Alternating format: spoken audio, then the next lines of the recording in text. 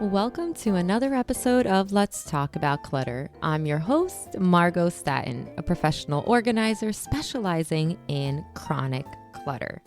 And today I want to talk about emotional attachment. How do we declutter? How do we let go of things in our home when we find ourselves emotionally attached to many items in our space? So if you are feeling overwhelmed by clutter, if you are emotionally attached to just about everything, you are not alone. Our homes can become a collection of memories of your things or stuff of loved ones you've lost, making it incredibly difficult to let go. But when the clutter starts to suffocate you, you probably know that it's time for a change, which is why today I have 5 easy, simple, actionable tips that you can start to take if you are that sentimental decluttering personality types. And where do you begin decluttering your home when the sheer thought of parting with anything makes you so incredibly overwhelmed? When you find yourself emotionally attached to a lot of things in your home, the best way to start is with the easy items that have no sentimental value. There are plenty of those, even if you can't think of any at the moment. In general, to get you started, if you just feel super stuck and overwhelmed at the thought of letting go, is to begin with expired items first. So remember that decluttering is a muscle that you have to build. Letting go becomes easier with time. So let me walk you through some tangible examples. One of the places, and this is an easy area I start with when I begin working with a client that is very emotionally invested in a lot of the things in their space, is we typically will begin with the pantry. This is a wonderful starting point and is low stress on the declutter meter. So the question is why, right? You're probably thinking of your pantry and you're like, Margo, how is this going to be easy? There's so much stuff in there. It's easy because the decision fatigue is just not there. And I'll explain to you why. There are a lot of items in your pantry that have a clear expiration date, right? So if it's expired, the key here when you have sentimental value, if you're emotionally invested and attached, the key here with any decluttering strategy is to build your decluttering muscle, because the more you do it, the easier it becomes, and you can eventually move on to the more sentimental stuff. The pantry is very, very clear in black and white. If the item is expired, you let it go. If it's not expired, you keep it, or you can level up a bit and you can be like, okay, this is not something that I eat, that my family members eat, that's maybe not conducive to my diet. Again, there are clear signs of whether or not you should keep an item or let the item go. Another great area to start with is the medicine cabinet, right? Because here you also have expiration dates. So you can toss expired medication, which by the way are less potent, and those medications that you just don't need anymore. By starting with the easy stuff first, you build momentum and this is my favorite part, you see immediate results, which can motivate you to tackle more sentimental items and declutter those over the next few months. Another fantastic area, if you find it so challenging to even get started, is the fridge and the freezer. So again, there are lots of items in there that can go. Get rid of the old salad dressing, last week's Chinese food, and my favorite, mystery freezer items. Anybody have those? Maybe it's in like a Ziploc bag or something, and you're like, and it has like the freezer burns on it, and you're like, I don't even know what this is anymore. Is it me? Like, what's going on? No. Here are a few other quick and easy tosses. Expired sunblock, first aid kit supplies, and some cleaning products such as old and yucky sponges. The point is that there are plenty of items or areas around your home that, we look around our homes and we're like, oh, well, I can't part with the books, or I can't part with certain items of clothing, or I can't part with, maybe you're somebody who has lost a parent or both parents, and you're like, you have their things and you're like, I can't even think of going through these boxes. You don't have to.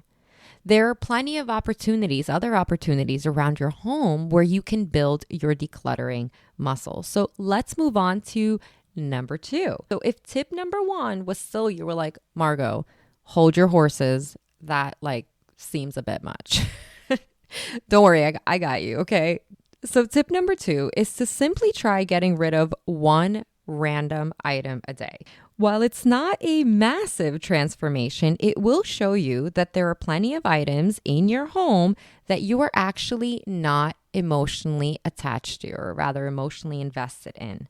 For example, an old pen that ran out of ink, batteries that don't work anymore, an empty bottle of lotion, or a toy your dog has destroyed, possibly. Don't underestimate the power of one item a day. That is 365 items per year. How would you feel having easily let go of 365 items? I don't know. I think it would feel pretty damn good, right? This is a tactic I use with many of my clients who feel paralyzed at the thought of decluttering. It helps to start, build momentum, and then move on to other ways of decluttering. If you are intense, you're like, Margo, I'm incredibly committed. Like, I want to tackle, maybe all you're left with now is like the emotional items or the sentimental items, and maybe there's a lot of them. This is a great tip for you. So I typically never preach what someone should or shouldn't get rid of. I find that decluttering, or rather clutter, is incredibly subjective, but I do agree that sentimental items when you are just starting out should be tackled last when you feel comfortable with decluttering, which is why tips number 1 and 2 focus on those low emotionally invested items. With that said, what I have found works well for many of my clients who are the sentimental personality type is to take photos of some sentimental items. This way, you can keep the memories without holding on to the physical item, thereby having less clutter. So, funny story, I by nature am not an overly sentimental person. So for example, when I was married to my first husband, we actually traveled a lot. We traveled a lot in Europe. We obviously traveled to many places within the US. And we had this thing where everywhere we would go, we would purchase a magnet. And at some point, my refrigerator just became overrun with magnets. And I had sentimental, emotional attachment to these places because they elicited memories, all that stuff. But eventually what I realized was I'm also somebody that, by the way, I take photos and I print them. So I actually have photo albums. And I thought to myself, I do not need magnets to remind me of the places that we visited. I mean, I have those memories. I also, if I really want to kind of connect to our visit to Prague or a visit to Rome, right, and really just relive that beautiful moment, I can pick up a photo album and just look through the pictures. So oftentimes it really helps to, and again, this will not work for all items. And by the way, I am not telling you to get rid of all of your sentimental items. I think that is completely bananas.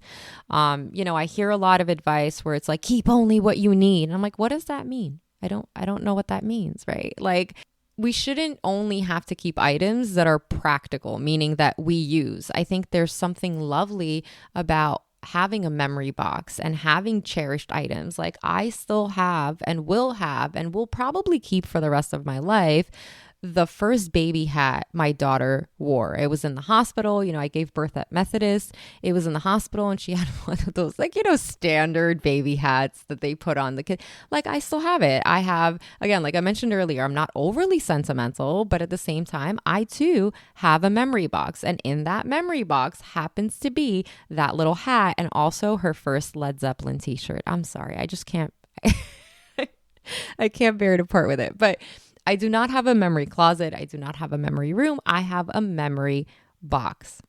So for some of those items, for some items, go ahead and keep them.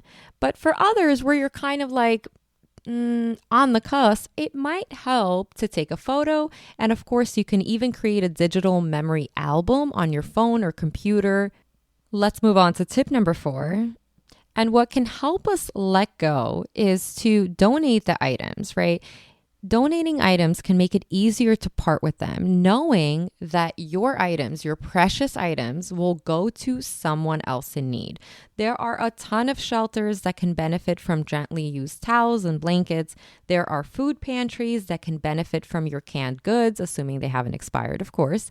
There are tons of charities that take in toys, clothing, shoes, and even beauty and hair products. So maybe choose a cause you care about and imagine the joy your item will bring to someone else. This can also be done via buy nothing sites and a slew of others. Maybe there are family members who can appreciate some of your things, who can value and cherish them.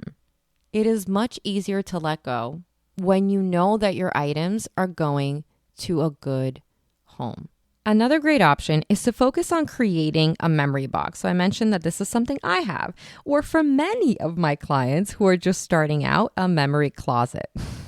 The benefit of this is that you are actively identifying what should be kept and storing it in one designated space, which makes, by the way, decluttering the rest of your home much easier. And while you are decluttering the easier things to part with around your space, you will eventually, and I want to emphasize eventually, work your way up to your memory closet or room. And yes, this will happen, and chances are because you've built your decluttering muscle, many of the things in there will be easier to part with. Maybe you don't need your high school yearbook or your first prom dress or even the china that your mama gave you because you don't actually like it. At some point, 6 months, a year, 2 years down the road, your memory room will transition to a simple memory box. This will just take time. Remember that letting go of items doesn't mean letting go of memories. So you want to start small, you want to stay focused, and you want to celebrate every little victory. As always, good luck on your decluttering journey. Thank you so much for listening, and remember to be good to yourself.